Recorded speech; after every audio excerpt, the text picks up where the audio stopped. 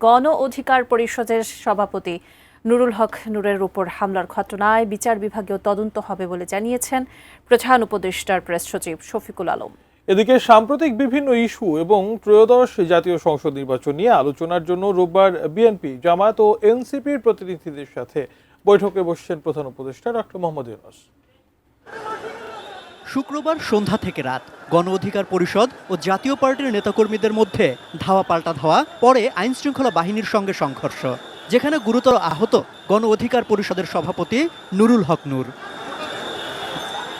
জুলাই গণ অভ্যুত্থানের অন্যতম অংশীজন এই রাজনৈতিক নেতা ও তার দলের নেতাকর্মীদের আহত হওয়ার ঘটনার পর শনিবার প্রধান উপদেষ্টার বাসভবন যমুনায় গুরুত্বপূর্ণ এক বৈঠক হয়, যে বৈঠকে কয়েকজন উপদেষ্টা ছাড়াও আইন শৃঙ্খলা বাহিনীর ঊর্ধ্বতন কর্মকর্তারা উপস্থিত ছিলেন।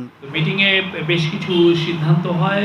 ডিজাইন, এলিগেন্স, বিউটি, সেরা পণ্য সবার জন্য জেভিকো। বৈঠকের বিস্তারিত জানাতে সংবাদ সম্মেলন করে প্রধান উপদেষ্টার প্রেস উইং, যেখানে প্রেস সচিব জানান নুরুল হক নূরের ওপর হামলার ঘটনার বিচার বিভাগীয় তদন্ত করার ব্যাপারে সিদ্ধান্ত হয়েছে বৈঠকে।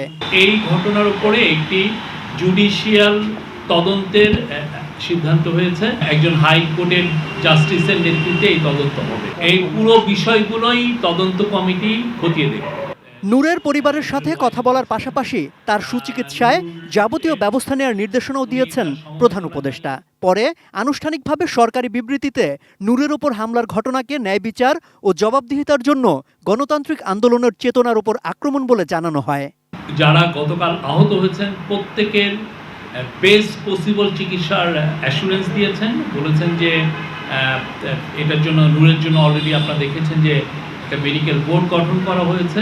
দেশের সাম্প্রতিক পরিস্থিতি, নির্বাচন নিয়ে আলোচনা করতে আবারও রাজনৈতিক দলগুলোর সঙ্গে বসছেন প্রধান উপদেষ্টা।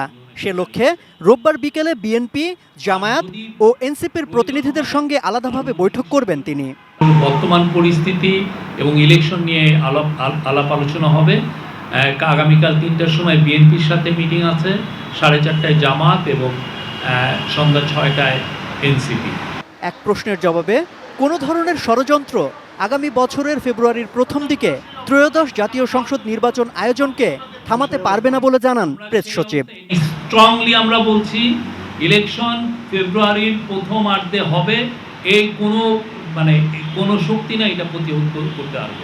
সামনে ইলেকশন হওয়ার মতো যথেষ্ট কন্টিনিউসিভ এনভায়রনমেন্ট আছে, কোনো কনস্পিরেসি এটাকে থামাতে পারবে না।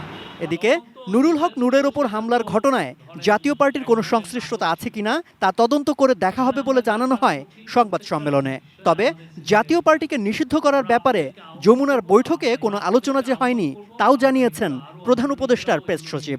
কালকের ঘটনায় জাতীয় পার্টির কোনো রোল ছিল কিনা সেটা এই তদন্ত কমিটি খতিয়ে দেখবে। সম্রাট আনোয়ার, এটিএন নিউজ, ঢাকা।